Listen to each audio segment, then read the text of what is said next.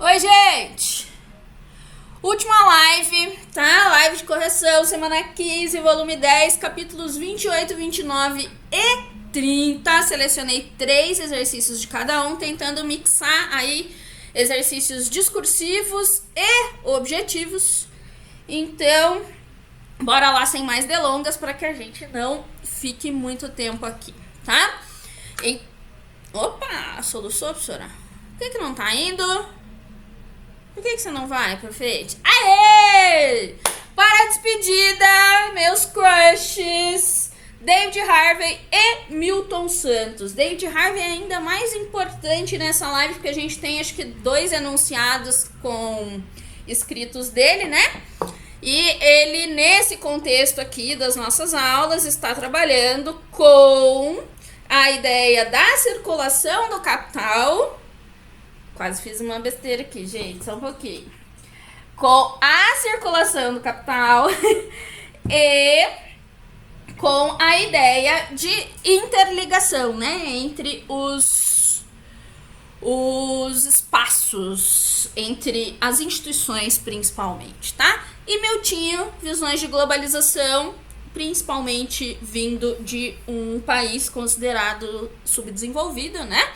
E da importância dessa espacialização e tudo mais do meio técnico, científico e informacional. David Harvey também, né, se preocupa muito com essa espacialização das crises. Às vezes fala assim, poxa, mas por que isso não tá na sociologia? Ou por que isso não tá na história de vez em quando? Vocês podem perceber que geralmente quando tem essas áreas de conflito de conhecimento, a gente tem o geógrafo como uma pessoa que explora mais espacialmente, né, aquilo que tá acontecendo. A questão de materialização no espaço, território, tá? Bora lá, sem mais delongas, já falei isso outra vez hoje. Capítulo 28, Geografia dos Fluxos e da Globalização. Uma coisa que eu quero relembrar com vocês é o fato de que todo início, nós temos aqui, todo início de capítulo, um glossário, né? Que vai estar falando ali, nesse caso, por exemplo, um conceito de globalização, terceira revolução industrial, revolução técnico-científica, blocos econômicos, rede, infovia, cyberespaço, rede multimodal e containers. Eu admito que só fiz a leitura de todos os termos aí nesse momento, porque eu interpretei como um teste de oftalmologia. Bora para as questões. Primeira questão, caderno de atividades, página 6, exercício 4. Um exercício sobre navegação fluvial, tá? Então, a navegação fluvial é uma atividade muito importante para a economia europeia. Observe a integração das vias fluviais da Europa no mapa a seguir. Então, tudo que tá em azul são portos, tá? E daí você vai falar assim, legal, tá, a localização dos portos, mas por que tem todas essas cores aí da altitude? Porque você poder implantar portos depende do seu tipo de relevo, tá? Então, isso já responde um pouco a questão, mas a gente vai responder ela mais bonita, tá? Então, como a natureza interfere ou ajuda na formação das hidrovias no continente europeu? Então, é o mesmo que ocorre com o transporte hidroviário em geral. Aproveita-se a possibilidade de desenvolvimento das hidrovias em planícies. As porções de relevo mais acidentado e de maior altitude, como na Espanha e nos Alpes, correspondem toda essa região aqui, tá, gente? Essa região aqui, assim. Correspondem às que menos apresentam hidrovias, ao passo que localidades no centro-norte do continente... Então, centro-norte do continente, mais baixas e de relevo menos acidentado são as que mais as apresentam, pois facilitam o estabelecimento das infraestruturas correspondentes. É a mesma coisa que acontece no Brasil, tá, gente? Quais os lugares onde nós temos hidrovias mais desenvolvidas? No norte. O que a gente tem no norte? A gente tem a grande planície amazônica, tá? E ali a gente pode até estar falando de Amazônia legal mesmo. Eu fiz essa diferenciação com vocês, tem uns 2, 3 vídeos, tá? E em compensação, regiões como o sul e o sudeste, que tem uma concentração mais de planaltos, né, e de alguns conjuntos de serra, essa implantação de hidrovias fica prejudicada porque você não tem um bom terreno para fazer isso, tá? Próximo, FUVEST, São Paulo, um texto do Otávio Iane. Então, nós temos ali um texto que diz o seguinte: o local e o global determinam-se reciprocamente, umas vezes de modo congruente e consequente, outras de modo desigual e desencontrado. Mesclam-se e tensionam-se singularidades, particularidades e universalidades.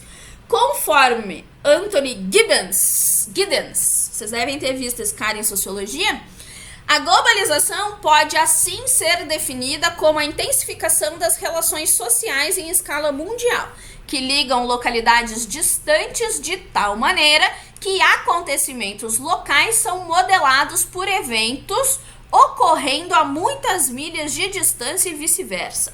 Esse é o processo dialético, porque tais acontecimentos locais podem se deslocar numa direção inversa às relações muito distanciadas que os modelam. Opa! Acho que eu li errado. Esse é um processo dialético, porque tais acontecimentos locais podem se deslocar numa direção inversa às relações muito distanciadas que os modelam. A transformação local é, assim, uma parte da globalização. Esse cara aí, o Giddens, ele é bem interessante, viu? Para quem curte aí as ciências sociais. Ciências humanas, né? Na verdade. Ciências sociais é uma coisa que eu tinha na escola. Nesse texto, escrito no final do século XIX, a gente tem ali, tá na metade, né, da última década do século XIX, o autor refere-se a um processo que persiste no século atual. A partir desse texto, pode-se inferir que esse processo leva a... Eu vou direto para as respostas, tá, gente? Padronização da vida cotidiana. Não tá falando basicamente nada sobre as outras questões, assim, né? Você não tá falando de questão de renda, você não tá falando de relações afetivas, você não está falando de troca de saberes e nem de ambientalismo. Poderia ser questões de críticas à globalização? Sim. Mas elas estão presentes no texto? Não. Por isso elas não são corretas, tá? Próxima questão, página 11, exercício 13, exercício da PUC São Paulo. Leia com atenção. Explorar a Europa de trem é a maneira mais fácil de viajar sem problemas de centro a centro das cidades, no conforto do seu assento, enquanto você curte as paisagens do caminho. Se você estiver planejando visitar muitos países na Europa, então os passes Eurail, acho que é assim que fala, podem ser a solução perfeita. O Eurail Pass oferece viagens ilimitadas por 27 países em uma rede de 222 mil quilômetros de ferrovia. É maravilhoso. Tentei comprar esse passe uma vez, gente. Contei pra vocês que eu morei na Holanda, né? Morei em Portugal também e na Itália. É uma longa história. Mas na época que eu morava lá, era estagiária e não tinha dinheiro pra nada. Daí eu quis comprar. Era estagiária, não, era intercambista. E não tinha dinheiro pra nada igual.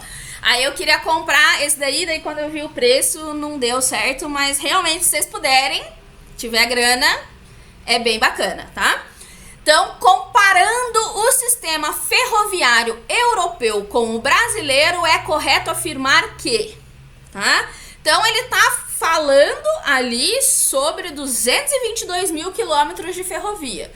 No Brasil, qual é a nossa realidade? O transporte mais utilizado é o rodoviário e o ferroviário se disponibiliza ou se propõe principalmente ao transporte de cargas, né? Não transporte de passageiros, que é o caso explorado no texto. Por conta disso, a resposta correta é a letra D. As ferrovias brasileiras transportam principalmente cargas e são inferiores em termos tecnológicos em comparação com o sistema ferroviário europeu. Enfim, As outras estão muito erradas, né, gente? A primeira fala que, tirando a Amazônia, o nosso território tem uma vasta rede ferroviária. Não tem, né? Na segunda fala que o sistema ferroviário é bem superior ao europeu. Na C diz que o sistema ferroviário europeu é ineficiente. E na última fala que os investimentos em ferrovias são uma prioridade nos últimos 20 anos no Brasil, quando na verdade isso é o setor rodoviário e de aviação. Mas o ferroviário definitivamente não, tá? Próximo capítulo, capítulo 29, Sistema Financeiro Globalizado e Fluxo de Capitais. Lembrando que temos aqui toda uma organização de glossário, né? Com todas as coisas que nós já falamos ali anteriormente. Tem Banco Mundial, tem capital financeiro, capital produtivo, capital especulativo e por aí vai, tá? Primeira questão da página 16, exercício 3, pergunta o seguinte, né? Observe o mapa a seguir que mostra linhas de crédito e empréstimos realizados pelo FMI entre 2012 e meados de 2015. Quais são os países? São os países que estão em amarelo. E nós temos ali alguns países na Ásia, tá? A gente tem alguns países no Oriente Médio, a gente tem alguns países na Europa já considerado leste europeu ali, né? Então, Europa Oriental. A gente tem alguns países no continente africano, acho que é o que mais tem. E daí a gente tem na América, México, Honduras, Haiti, Granada, que é uma ilha, né? Jamaica, que também é uma ilha, e Colômbia, tá? Vamos ver quais são as questões. Deixei o mapa pequenininho ali, mas senão não caberia aqui no mesmo slide. Pela leitura do mapa, quais são as características dos países que mais receberam investimentos e qual continente se destacou? Eu tinha esquecido que tinha essa pergunta do continente. Continente é o continente africano, né? Que eu falei ali pra vocês que é o que mais tem. E a gente pode observar que os empréstimos foram concedidos a nações que não se encontram entre a maioria mais próspera do planeta, com uma concentração maior no continente africano. Letra B. Quando o FMI realiza tais empréstimos, geralmente são impostas algumas condições para as nações. Explique que condições são essas. Então, para obter a ajuda financeira, os países devem cumprir um rígido programa de ajuste de contas internas, orientados prioritariamente para o saneamento das dívidas externas, ficando suscetíveis à recessão econômica que gera problemas que atingem parcialmente a parcela mais vulnerável da população local, como desemprego e a menor efetividade das políticas sociais, entre outros. Beleza? Falamos bastante sobre isso, né, gente? Próximo exercício, Universidade Federal do Pará, página 19, uma questão objetiva aí, né? Os organismos internacionais de financiamento atuam ultrapassando as fronteiras do território do Estado-nação. Ou seja, não interessa qual país é, tá? Nem de onde vem, desde que pague o empréstimo. Sobre as organizações internacionais financeiras, é correto afirmar, também vou diretamente para a resposta, tá, gente? Letra D. Os recursos financeiros do Fundo Monetário Internacional provêm das contribuições dos Estados-membros. O montante de participação define o peso de cada país nas decisões. Isso significa que o grupo de países mais ricos do mundo tem o controle absoluto do fundo e de seus recursos e os aloca somente nos países que lhe interessam. Isso que alguns países, né, como o Brasil, se juntaram em blocos econômicos regionais para ter um pouco mais de força frente a esses organismos internacionais. Beleza, galera? É isso aí.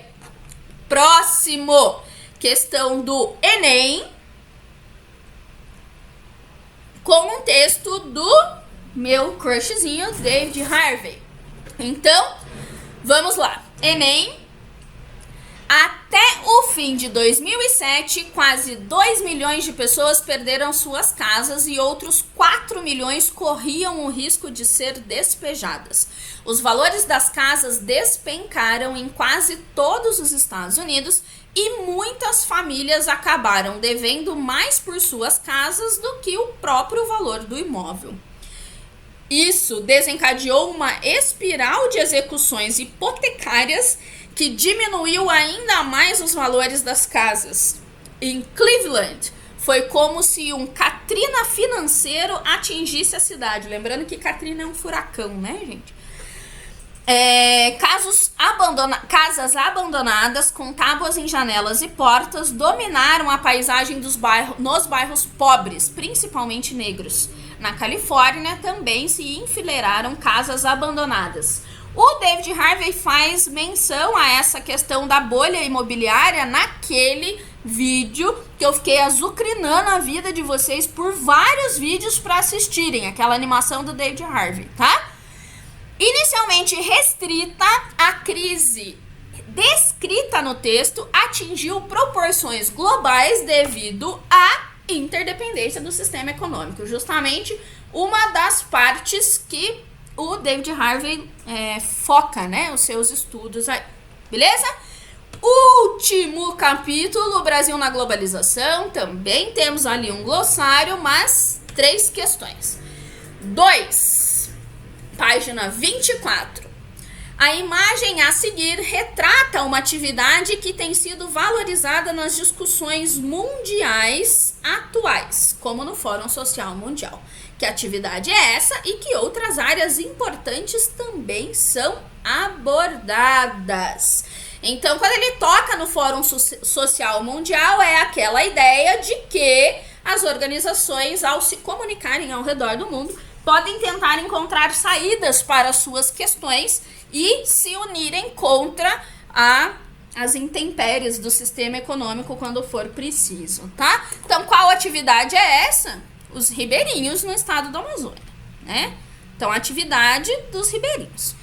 Quais são as outras áreas importantes que são abordadas nesses fóruns? Então, o Fórum Social Mundial lida com diversos temas de interesse e importância global, a exemplo da discussão de estratégias alternativas ao fortalecimento da agricultura camponesa, a economia de mercado, como incentivo ao empreendedorismo local de responsabilidade social e ecológica, a expansão da economia solidária, a universalização do acesso às novas tecnologias do mundo global, a luta pelos direitos da preservação da cultura dos diferentes povos e das minorias étnicas, entre outras questões.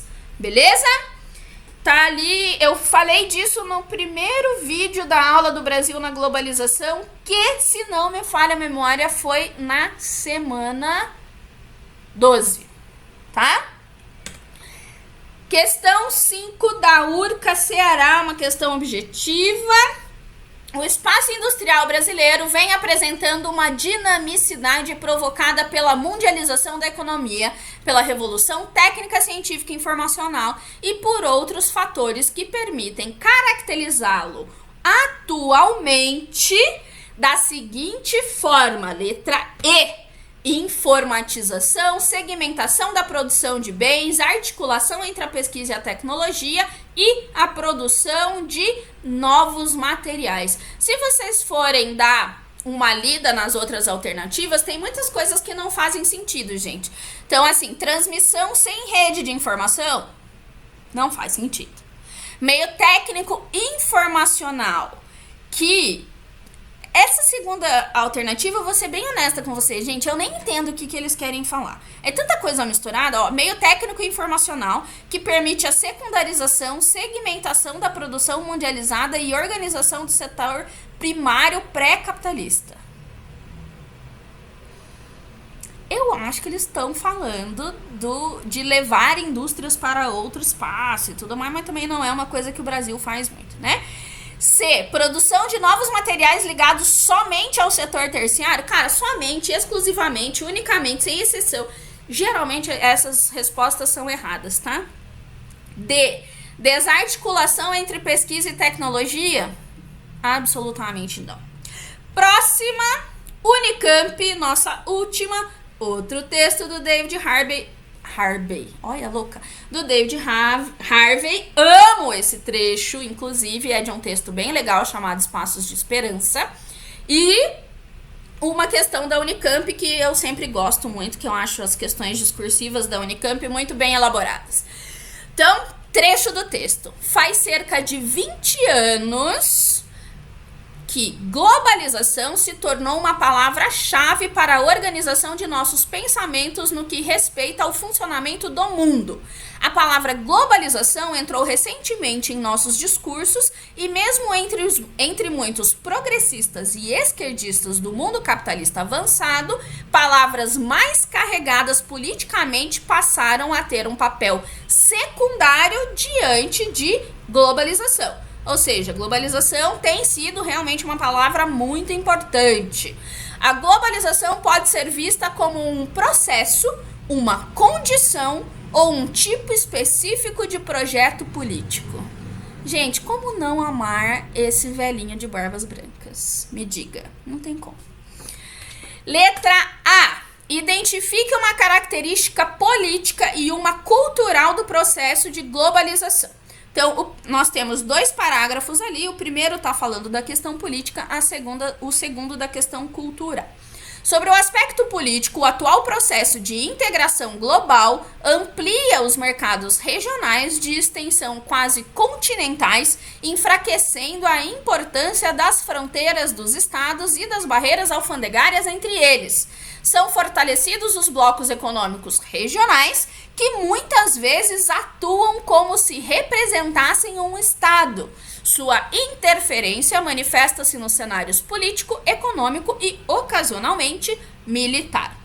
Em relação ao aspecto cultural, pode-se citar o desenvolvimento, em especial, dos meios de comunicação e de transporte, que tornou o planeta mais acessível e, sobretudo, o fluxo de informações mais rápido, ampliando os intercâmbios culturais, dos cabos telegráficos à internet e suas infovias e das embarcações a vela aos aviões a jato, as distâncias se tornam cada vez mais curtas com as notícias e informações dos acontecimentos, chegando instantaneamente a diversas partes do globo.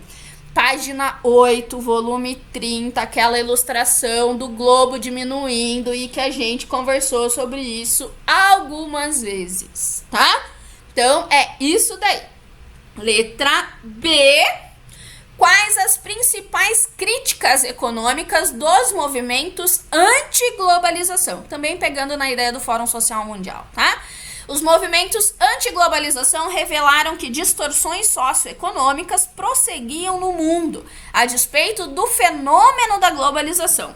Tais protestos resultaram na criação de fóruns discutindo estratégias alternativas à economia de mercado, como incentivo ao empreendedorismo local de responsabilidade social e ecológica, ao fortalecimento da agricultura camponesa, a expansão da economia solidária, a universalização do acesso às novas tecnologias do mundo global, a luta pelos direitos da preservação da cultura de diferentes povos e das minorias étnicas, entre outras.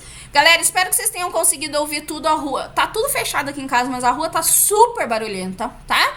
E era isso, tchauzinho. Hoje até apareci um pouco aqui, né, num cantinho aí pra vocês verem. De verdade, muito obrigado. Pra mim, esse período pensando em como me comunicar sobre um assunto que eu gosto tanto com alunos, que é uma coisa que eu gosto muito de fazer, foi muito legal. Espero que as próximas aulas também sejam legais pra vocês e que, de repente, as pessoas que vierem aí falem menos, né, nas lives.